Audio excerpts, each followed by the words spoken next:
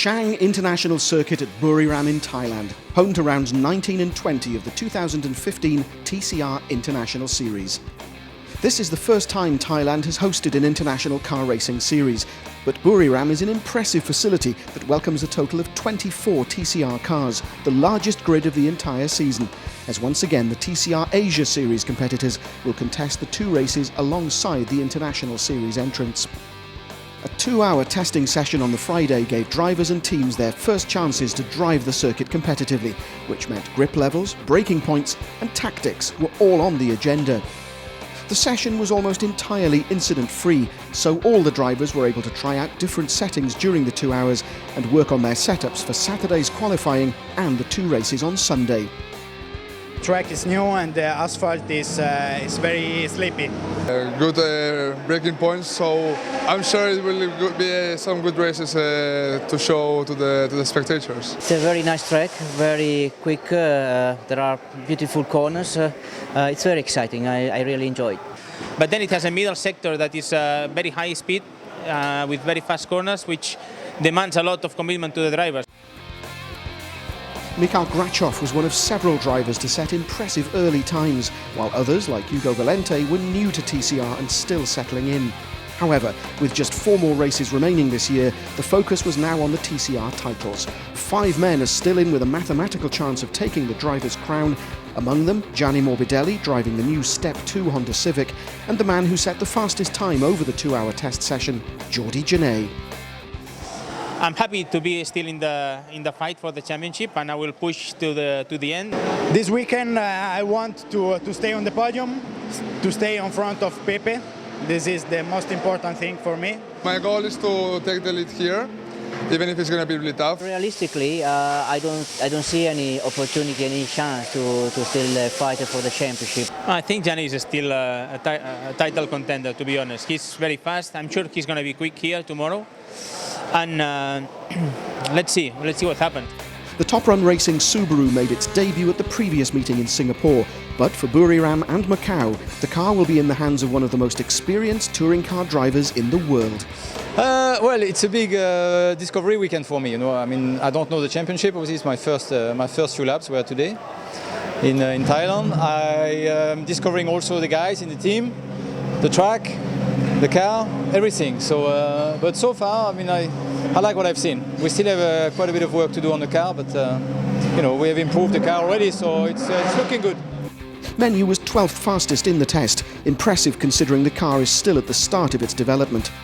Saturday's qualifying session will decide the grids for Sunday's races that promise to continue the action we've seen throughout the thrilling first season of the TCR International Series. Qualifying for the 2 TCR International Series races at Buriram in Thailand was the familiar 2-stage affair. In the opening minutes of Q1, it looked as though Pepe Oriola would be one of the early pace setters, but this incident involving Felipe de Souza brought out the red flags, and so the session was stopped. When it restarted, Hugo Valente, making his TCR debut for Campos Racing, was 3rd fastest briefly, although he would soon start to tumble down the order. Sergei Avanasiev in one of the Craft Bamboo Lukoil Seat Leons was 2nd fastest, but it was Gianni Morbidelli driving a brand new Step 2 Honda Civic who set the quickest time.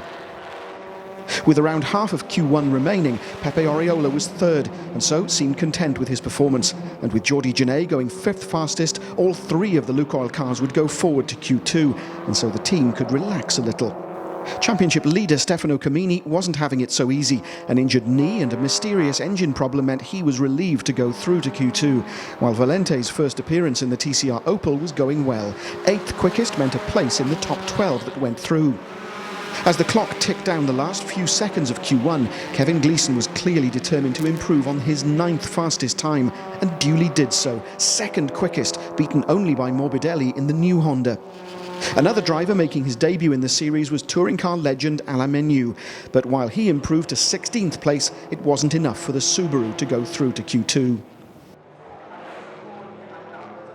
Morbidelli's confidence in his new Honda Civic was growing with each session, but the nerves were starting to show at target competition. Camini and the young Dutch driver Loris Hezemans ran together at the start of Q2 and looked to have set decent times, Camini just ahead of Hezemans. But as Oriola was on a quick lap, it was again Morbidelli who stormed to the top of the timesheet with his West Coast Racing teammate Gleeson second. With less than 2 minutes of the session remaining, Oriola attacked in a last-ditch attempt to snatch pole position away from Morbidelli. He was faster than Gleeson, but couldn't unseat Morbidelli, although the team seemed happy enough. The session wasn't over, however, and the Volkswagen of Mikhail Grachev had one final chance to improve on 6th place. It wasn't to be, but there was one last important change to the order remaining. Grachev's teammate Lorenzo Vaglia improved from 10th to 7th just after the checkered flag fell, which meant that it would be Hugo Valente who'd start from pole position for race 2, thanks to the reversed grid. The celebrations at West Coast Racing were for Morbidelli's pole position for race 1, and confirmation that the new evolution of the Honda Civic, including a new engine, was just as competitive as the older car.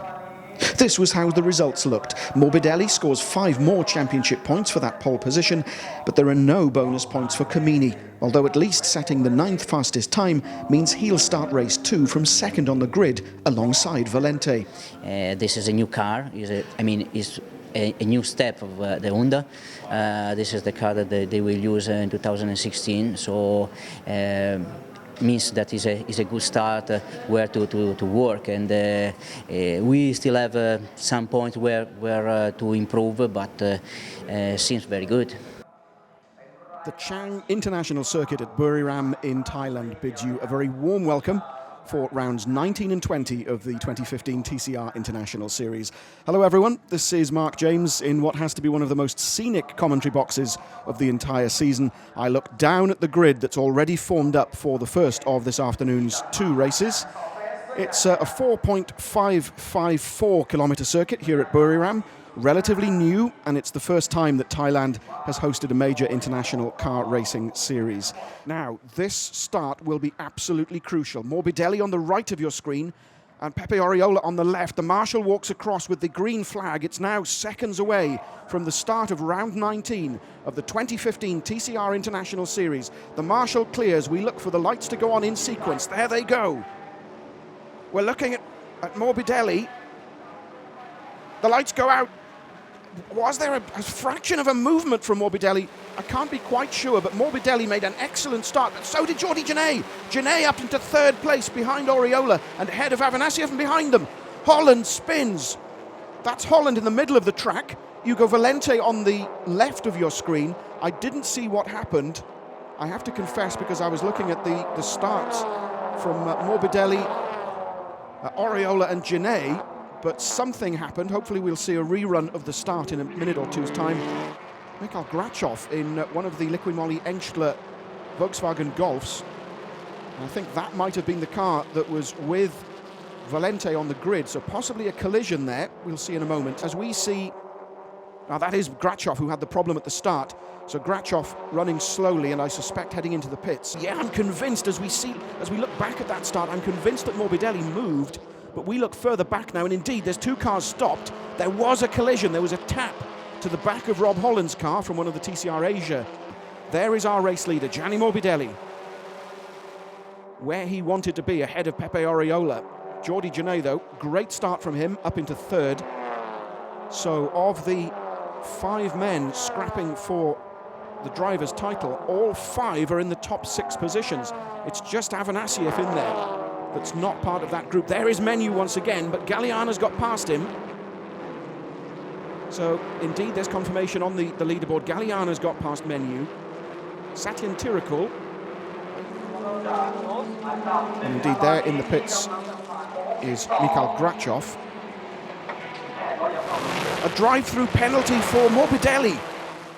Now, that can presumably be because of a jump start. That's the only thing I can think of. There wasn't any contact. So did he jump the start? Let's take a look at it. Yes, he did. He moved before the lights went. So a jump start from Gianni Morbidelli gives him a drive-through penalty. And indeed, that would be the end, I suspect, of his championship campaign. There is that battle for 7th. Vaglia from Engstrom from Munich.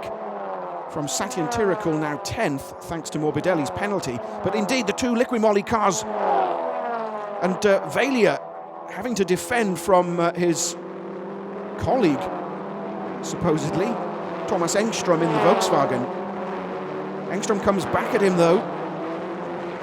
Velia in the Seat, with which he's been contesting the TCR International. Also, there's contact between the pair. That was Engström coming back, and possibly just a touch of late braking, or was that a deliberate?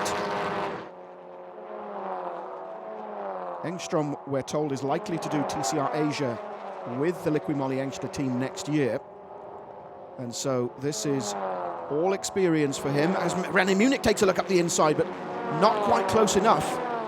So these three running together, Turbo very sensibly, as we look at our leading quartet, certainly the leading trio, all red and whites of the Craft Bamboo Lukoil Seat Leons. Our leader Pepe Oriola, in second Jordi Genet, in third Sergei Avanasiev. His role now presumably from stopping fourth place Kevin Gleeson getting into the action, but there is a gap already between Avanasiev and Gleeson. And there doesn't appear to be a challenge on Oriola from Genet, very sensibly. There is Kamini, there's Hesemans, then there's this battle that we were following earlier. Velia still ahead of Engström, Munich and Satyen Tirikul. A little puff of smoke from Velia's tyres under braking for the hairpin at turn 3. There is Gianni Morbidelli battling his way back up the field. He rejoined in 18th place, he's already back up to 12th. And so Morbidelli must be kicking himself for just anticipating the lights by a fraction, jumping the start, getting that drive-through penalty. Oh, Munich alongside Thomas Engström, but indeed the line all wrong for the right-hander at turn 3. So Munich having to settle still for 9th place. Galliana running slowly. As once again Engström takes a look, there is Morbidelli in the background. That gap is definitely decreasing, as once again Munich takes a very wide line and cuts across, but can't do anything about it. Blue smoke from the back of Menu's car. Now, is that engine or is that an oil leak? Engström, as René Munich goes up the inside. Has Munich taken the position? I don't think he has. He's alongside Thomas Engström. Engström, though, holds the position for the left-hander that's coming up. As Valente leaves the pits, we'd almost forgotten. Indeed, no, he comes back in as Alain Menu, pulls up. And that's a huge disappointment for both Alain and the team.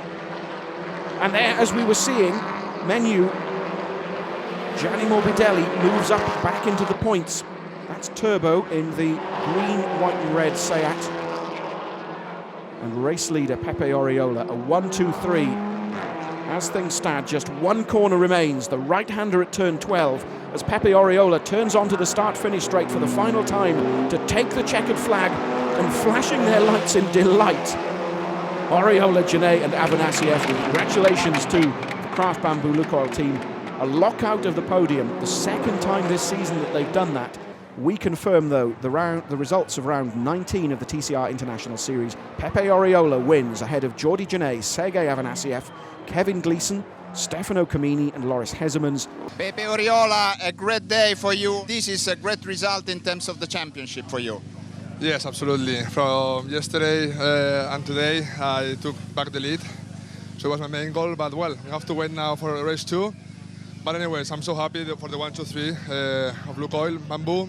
Also, we are leading the team championship now. Let's move straight on then to round 20 of the TCR International Series here at Buriram. Beautiful blue sky, not a cloud in the sky. Temperatures having climbed ever so slightly from how they were earlier. 30 degrees now. Humidity also up just a fraction. That is not good news. That's Alain Menu's car still in the pit garage. And he won't be taking part in race 2 here in Buriram. So was that blue smoke engine related? That'll be gear shift then, I think, says the body language of Mikhail Grachov. There's a problem with Valente. So the car being pushed away from pole position. Waiting for the lights once again to go on. Look now at Camini on the left-hand side of your screen. What kind of start can he make? Can Hesemans help him? The revs rise, the lights go on. They go out. Camini moves. Hesemans moves across. But Kamini has the line for the right-hander at turn 1. The red and white cars, though, move up. Janae again makes a good start, as does Oriola. As we look down the field, no bumping and banging this time. Kamini is clear, it would appear, with Hezemans alongside him. There is Oriola, with Morbidelli having moved up. So, target competition 1 and 2. Craft Bamboo Lukoil 3 and 4. Morbidelli is 5th. Valia is 6th. But Janae and Oriola, or indeed Oriola, now ahead of Janae, having made an excellent start. Let's get confirmation. Oh, as Afanasieff runs wide in the 77 car.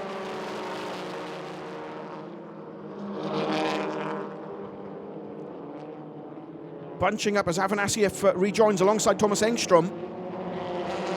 Behind Sergei Afanasieff, Gleeson moves out to the inside for the left-hander. Doesn't make it stick, though. They go round turn 12. Satyan Tirakul on the outside of Kevin Gleeson as Galliana is forced to run wide. Kamini, though, still leads from Hezemans, from Oriola, Morbidelli, Janae and Valia. Gleeson dropping down the order, you see on the leaderboard on the right of your screen, and tumbling down the order, we don't yet know why. Oriola moves out wide. But indeed, Hezemans has the line. Morbidelli, in fact, also takes a look up the inside of Oriola. They weave. And a puff of smoke from Hezemans' car as he locks up briefly. Contact. And a destroyed rear wheel. Off it comes. There it is at turn 2. And then hard onto the brakes, down through the gearbox. For possibly contact. Was there slight movement of Hezemans' car? No, couldn't have been. And Morbidelli right up alongside Pepe Oriola, but it's a right-hander, so Oriola has the line. And millimetres between the pair as Morbidelli is forced to run wide. But let's take a rerun at the start. Brilliant start from the 3-target competition guys. And so there goes Hezemans across. Oh, isn't that always the way? Morbidelli has passed Pepe Oriola. Hopefully we can see that as a replay. But while we were looking at a rerun of the start, Gianni Morbidelli managed to pass Pepe Oriola. And now this is the moment, I suspect, at which Morbidelli takes 3rd place. Oh, indeed, that's where Pepe Oriola runs wide, and you don't do that with a driver with the caliber of Gianni Morbidelli alongside you. Through turn 2 then, onto the brakes. Once again, Morbidelli takes a look at the inside, and not quite close enough. That's Chan, one of the TCR Asia competitors. This is where Samson Chan got it wrong. A spin coming out of turn 1. And Oriola, I think, has the line. Oriola, no, not quite. He's up alongside the Honda. Can he hold the line? Can he retake that 3rd place? Indeed he can. A brilliant move from Pepe Oriola, squeezing past Gianni Morbidelli, going down the start-finish straight into turn 1, holding the line. Oriola now on the left-hand side of the track as the drivers look at it going through turn 2, now defending as they go down towards the right-hand hairpin at turn 3. But Oriola makes that move stick. Brilliant bit of driving from Pepe Oriola to take 3rd place, puts him back into the podium places. What was I saying about that battle being far from over? It'll also be a scrap now, I suspect, between Oriola and Loris Hezemans. Morbidelli once again comes back at Oriola. Tries to go around the outside, but Oriola having none of it. Janae just watching and waiting at the moment. Right up behind Gianni Morbidelli. Can Janae put pressure on the Italian? Still Kamini then who leads from Hezemans, now Oriola 3rd. As Valia is now 6th, having passed Afanasieff. That's a scrap that was it's been going on for much of the race. Car 27, a drive-through penalty for Rob Holland, would you believe it? We don't yet know why. Driving conduct is all I'm being told. So Rob Holland in the Ford Focus having a drive-through penalty. And it's as if the bad luck fairy has given that car a good battering with its wand over the course of the entire season. As Valia and Afanasieff go wheel to wheel virtually around the hairpin at turn 3. Velia 6th, Avanasiev 7th. That's Thomas Engström behind Avanasiev in the Liqui Moly Engström Golf. As René Munich comes into the pits. And while we've been looking at this scrap, you'll see on your screen that Genet and Morbidelli have swapped places. So what happened there? Genet now up into 4th, Morbidelli there 5th. And in fact, there in the background, you see car number 10, Morbidelli, pulled up.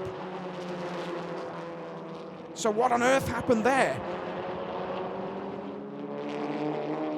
So we need to see the scrap. There is Morbidelli in the background. So Morbidelli's race, it would appear, and his championship is now well and truly over. Oriola, though, all over the back of Loris Hezemans. Hezemans moving to defend once again, but this time he's left the door open just a fraction. Oriola almost through. The lightest, I suspect, of contacts between the cars.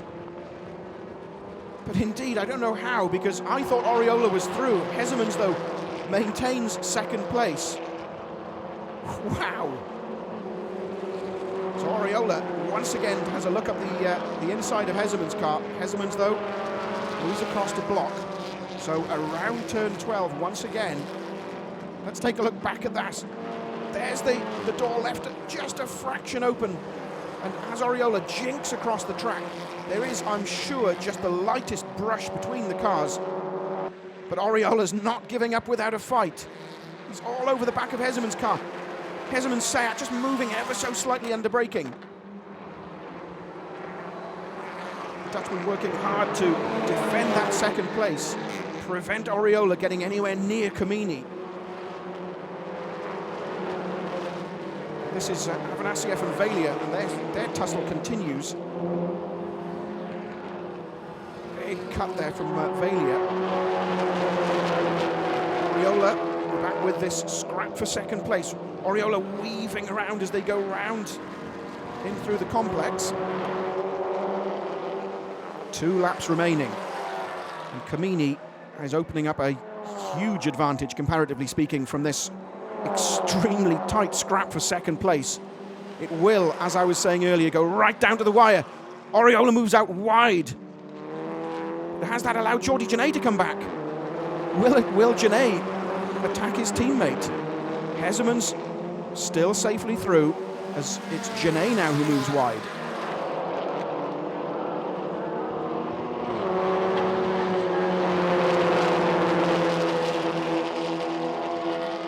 There was, just as we cut to the replay, there looked to be contact between the pair.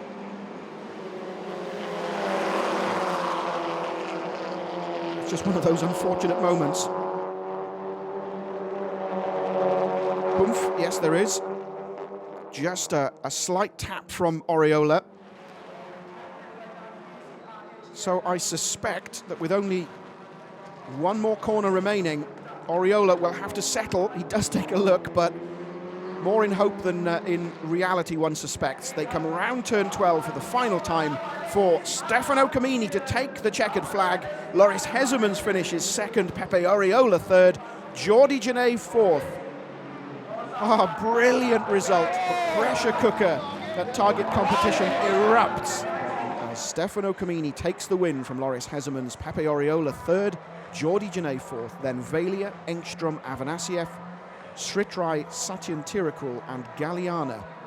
Stefano Comini, this is probably the most important victory for you in the championship. Yeah, now I will take the leading in the championship, and we will see in Macau what will happen. 25 points means that he moves back into the lead of the Drivers' Series.